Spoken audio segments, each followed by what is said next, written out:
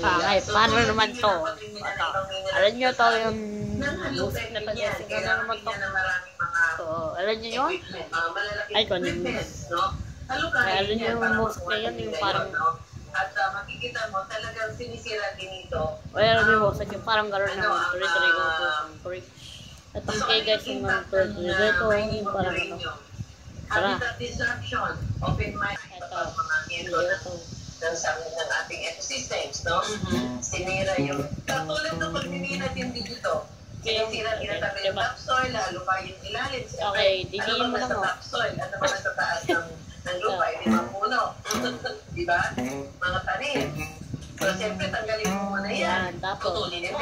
isa naman. Yung topsoil, tatanggalin mo. Yung topsoil, ito yung, kung i-describe niya ni Cardinal Rosales ko, yung topsoil, no? Ito yung pinaka,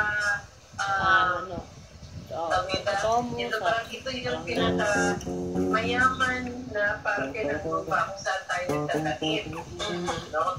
Ito yung meron siyang description na kumatandaan yung magandang pakinggan yung description ni Cardinal Rosales kung paliwanag sa tungkol dyan. Sige, ito lalapit sa ito. Ito yung mahalagang parte ng lupa na saan kung ito'y fertile, magandang tubo ng tanim. Yan. No?